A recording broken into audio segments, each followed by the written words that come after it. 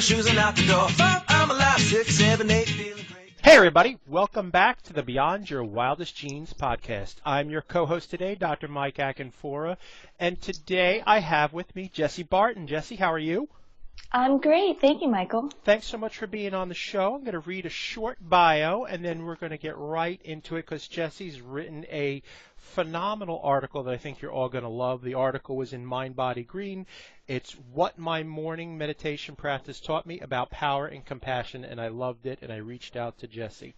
So Jessie Barton is a Wilhelmina fitness model, a National Academy of Sports Medicine certified personal trainer, and a wellness blogger. She also holds a master's degree in psychology and may or may not continue on for her PhD once her academic burnout wears off. Jessie lives a sober life, having overcome her battle with alcoholism over 3 years ago and worked in recovery before realizing that she preferred helping others in their pursuit of fitness and overall well-being. She trains clients throughout the New York City area and is also a frequent wellness contributor to Mind Body Green. You can follow Jessie on Instagram, find her on Facebook, and check her out at her website and blog at www.jessie, Jessie Barton, Barton.com. That's jessiebarton.com. Jessie, welcome to the show. Thank you. I'm so happy to be here. That's awesome. So, could you give people a little bit of your backstory, give us your journey and how you got here? And I don't mean taking the 14C bus to Jersey City because Jessie and I are neighbors. We practice in Bayonne and she lives in Jersey City, which is 2 minutes away. Yes. Sure. So a little bit about my backstory. As you read in my bio, I do have a master's degree in psychology. I thought that I would continue on and get my PhD immediately after grad school. And then I kind of got a little burnt out academically, and I had always had a great passion for fitness. I've always been very athletic.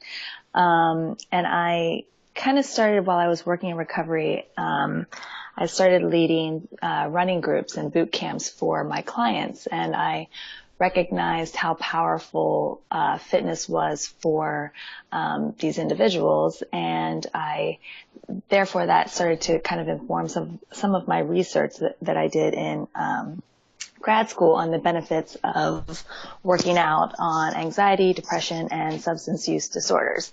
So I started to think, well, maybe I will become a personal trainer instead and kind of tackle the issue from that side. So I've been doing that since I left the recovery world. And as you said, I am a Wilhelmina fitness model as well. And I try my best to live a healthy, as healthy of a lifestyle as I can. And that does include, as you said, meditation, as regularly as possible.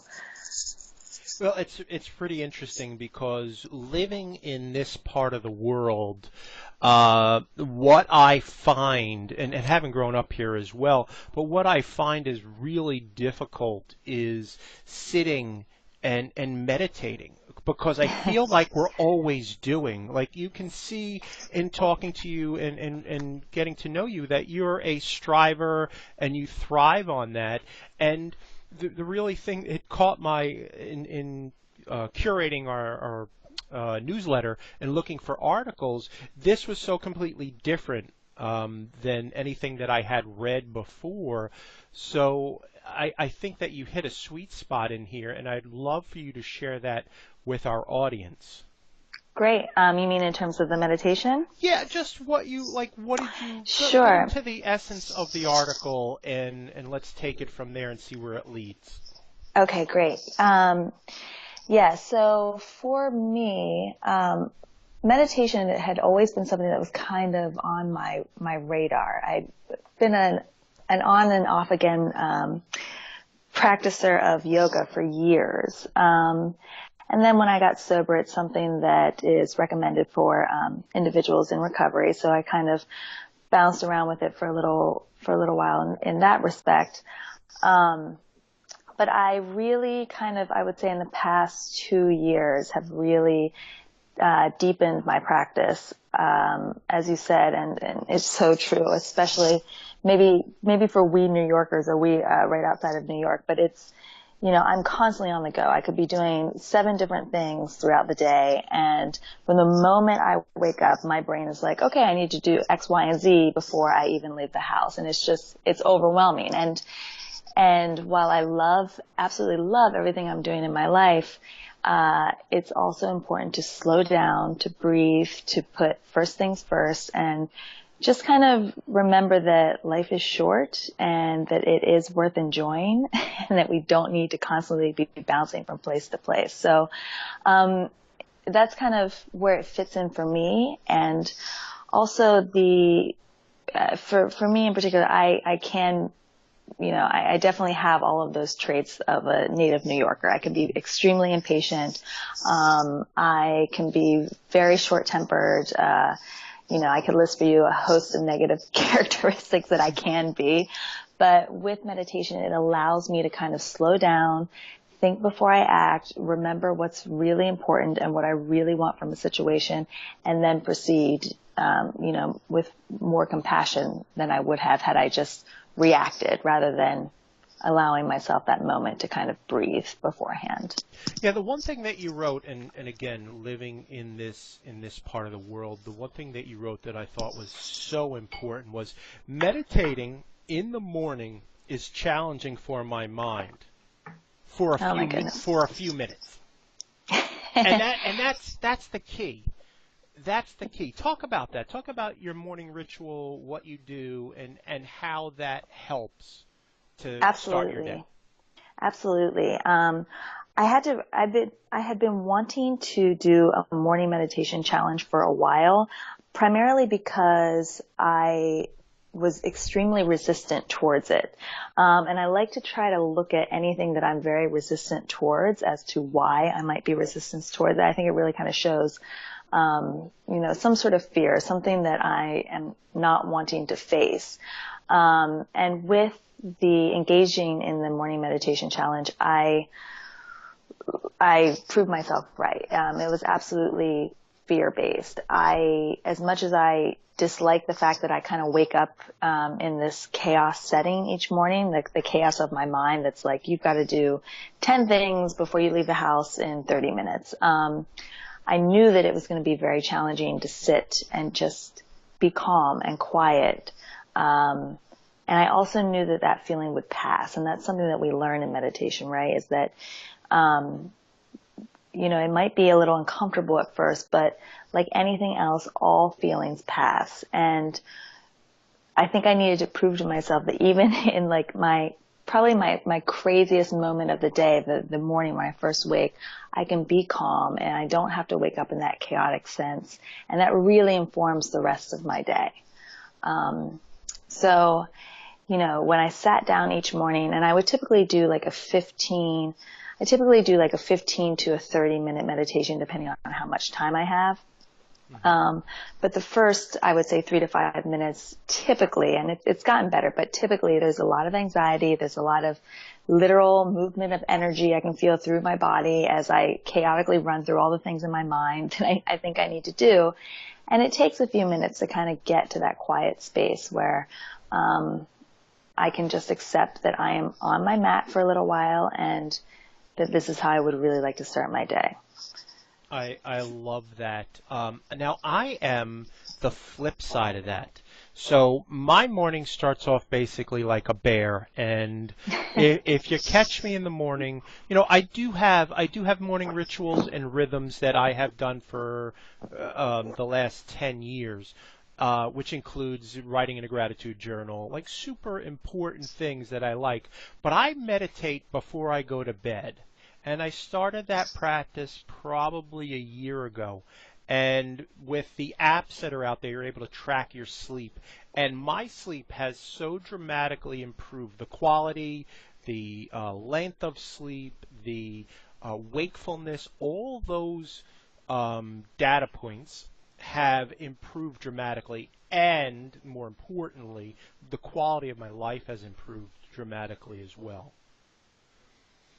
So it's a really interesting, and my wife is just like you. She gets up early. She does her meditation and her journaling right after that.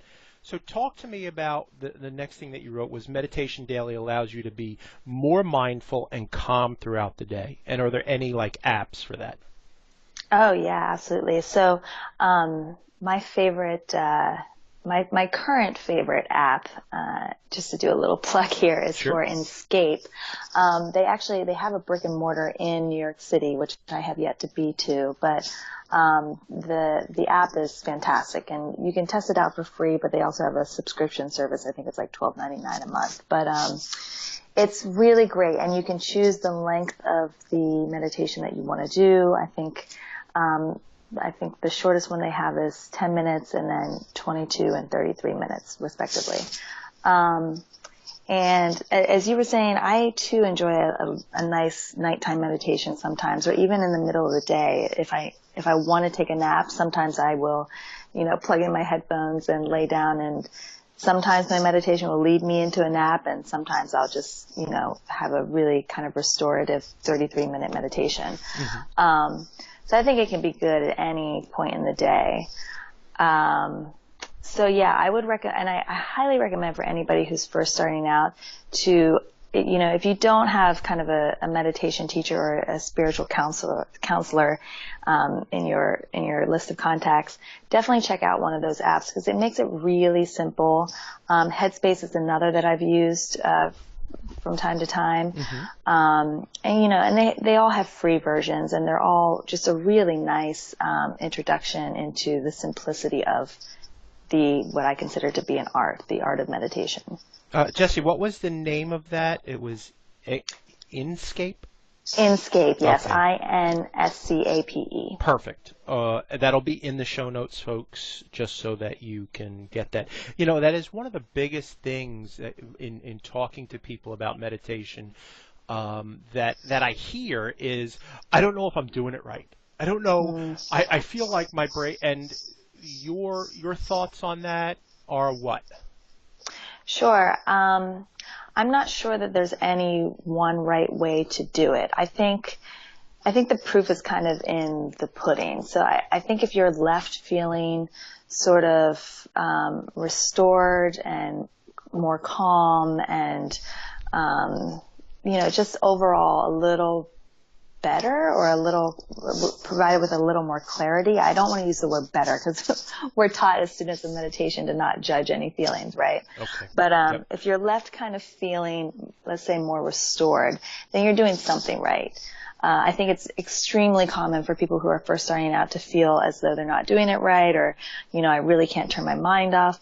And that's okay. And I think that's why the apps are great, is because, they'll guide you through it, and there will be times where they say, okay, if your mind has wandered, that's perfectly fine. Just return to the breathing, meaning return to your refocus to the breath, or to your mantra, or to your counting, whatever it might be. So I don't think there's any, and along with that, I don't think there's any one right way to do it. I, for example, prefer to do like 90% of my meditations laying down, just because sitting up for me, I have some lower back issues, and they can kind of throw it out of whack. But I know if I'm laying down, I'll be very comfortable the entire time. So I really feel like whatever works for you, and there are a million different styles out there, is the one that you should gravitate towards. It's interesting because when I first started doing it, and I knew I was onto something, but when I first started doing it, I would, and as I said, I did it at night, I would fall asleep. Mm-hmm. I'm like, okay, well, and it would be not where I fell asleep for 10 minutes. It would be where I woke up at 2 a.m, laying on the mat, like just out. So I said, all right, I'm on to something, but I cannot lay down at night to do this because I will fall asleep. So I started sitting in a chair, very relaxed, but then that 30-minute meditation is followed by me going right to bed, and it was stellar. Like, it just improved everything. Wow, that's amazing. And I too have had that sort of experience. I love to meditate on planes. especially if it's an overnight flight, because that will often be the only thing that will allow me to sleep on the plane. And I've certainly done it at night right before bed too. And yeah, you're right. It does really lead you to that kind of deep, deep sleep. Yeah, So that's great. awesome. That's awesome. And one thing that you wrote that I would like you to talk about as well is you said engaging the practice of daily meditation is empowering. What do you mean? How do you mean? Absolutely. Well, I think anytime we undertake something that's good for our self-care, especially one that's a little bit uncomfortable, like waking up at 5:45 in the morning to meditate, it does bring you this sense of empowerment. Not only are you doing something that's good for you, but it just helps you to kind of build that practice and keep that practice up, and it kind of shows up in your other wellness behaviors too. Like whenever I'm consistently meditating in the morning, it just sets the tone for the rest of my day. And to know that there's one simple thing, one very, very simple thing that I can do in a half hour or less that can really change the course of my day, that's huge, and that alone is very empowering. It's amazing when you talk about this empowerment, and across the board, the world's highest achievers, that alone is the common thread for folks, is that they all meditate. That, I mean, for me, it's okay. Let's look at your spine. Let's see if you're misaligned. Are you balanced? And the exercise physiologist in me is okay. Let's look at these muscles and see how they're working together. And when you take the person in their totality, this kind of encompasses everything. And yeah. it leads to something that you wrote. The next part of that was it makes you more compassionate. So tell me, I mean, we're in the stress mecca of the world where you're putting your armor on before you walk out of the house. Talk to me about how does it make you be more compassionate? Yeah, absolutely. Well, first of all, meditating, it's a very kind of humbling experience. You're literally laying with yourself, your thoughts, your breath, your body. It's really taking you to your own personal grassroots. And I think it's easy when we're not doing that daily check-in with ourselves to kind of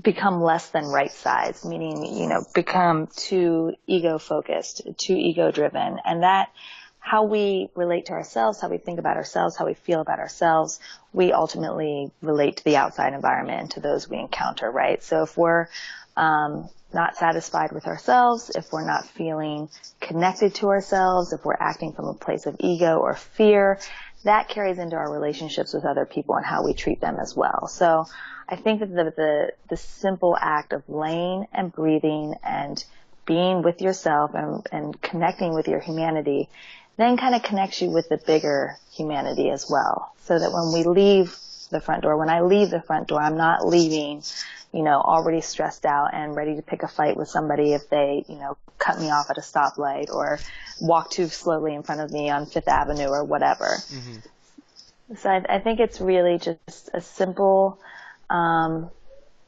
way to get down to what we really want and what we really feel, and to not carry that out into the world. I love that, and that dovetails into what you wrote next about it deepens your spiritual connection to the universe. Oh yeah, absolutely. I've had some really amazing experiences through meditation, and not just my own. There's a wonderful woman in the city who I've done some. Oh, please, who is it? I should have told her I was going to plug her. I didn't even know that I was going to plug her. Her name is Ursula Scher. She doesn't like the term healer. Mm-hmm. She's very humble, but she's an artist and a yoga teacher and a Kundalini meditation leader. And she does these things out of her apartment in the Lower East Side, and they're incredible. But I have had some of the most profound experiences of my life in her beautiful, tiny little living room in the Lower East Side, practicing Kundalini meditation.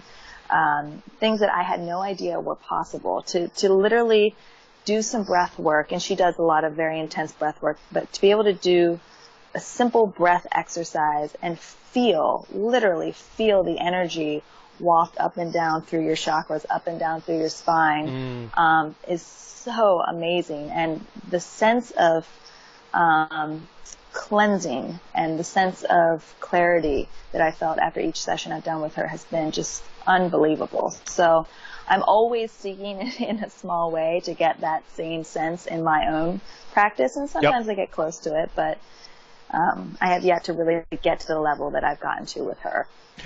Does she, now when you were talking about breath work, is the breath work combined with meditation? Is it separate? It is. Okay. That's really neat. That's really neat. It is. And I'm a little too ignorant to talk too deeply about it. Oh, no, I understand that. It's a neat combination. Our Pilates instructor here at our office wants to start doing breath work classes. And cool. I just think it's a wonderful resource to have when you can combine arts like that. And I think it's exponential, the benefit of them. Absolutely. Absolutely. The breath is incredibly powerful, and we don't really realize that. We don't. We don't, because we are, again, most people that live in this area are short, shallow breathers. Yes. We do not breathe that deep cleansing breath that I want to say it's almost like it's earthing, where we're connected with everything. So yes, really completely. Neat. Yeah. So tell me a little bit more about, you wrote that you did a meditation challenge. How did you set it up? What did you do? And what were the results? Sure. This was my very own meditation challenge. I like to do challenges whenever I'm feeling in a rut, or if I'm feeling a little, maybe like I have some outlying fear that I don't really want to address. I like to make a challenge out of it because I enjoy games and I enjoy the sense of accomplishment I get when I complete a challenge. Mm-hmm. So I decided that I was going to, for at least a week, wake up every morning half an hour early, and before I did absolutely anything else, just meditate. That was it. It was a very, very simple challenge. I need to make things simple, otherwise I can complicate them and then not do them because of fear of failure. So I made it as simple as possible. And each morning I did either a Headspace or an Inkscape meditation. And afterwards I would write my gratitude journal and also write anything that kind of came up for me during that week. And so that was basically it. I did it for a week. I did it for a little longer than a week. And I would like to get into the habit of doing it every single morning. I meditate pretty much every day, but I would love it if I could get myself into the pattern of doing it every single morning. It's just been hard lately with holidays and whatnot. But sure. Yeah, and it was definitely more challenging to do when I had a client at, say, 7 a.m., and that meant I needed to wake up at 5:45 or 5:30 to get it done. Sure. And I was a little fearful that I would fall asleep a couple of times, but that never happened. So, yeah, it was just that. And I wanted to really see what it was that I was afraid of and how meditating in the morning would be different from meditating at other points in the day. Absolutely. That's really interesting. Let me ask you, what's next for you? Where do you see, where your passions lie? Where are you going? I believe that I actually want to become certified to lead meditation. Cool. Yeah, I currently do a weekly event here in Jersey City called Run the Harbor Side, and it combines a 5K with a guided meditation and some stretching and a delicious meal afterwards.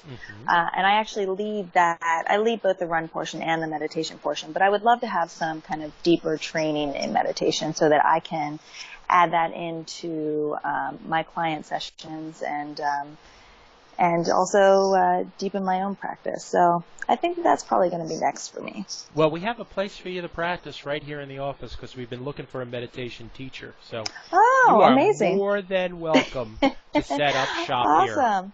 Yeah, All right. that is. That sounds great. Honestly, we've been looking for meditation and yoga instructors. Very difficult to find.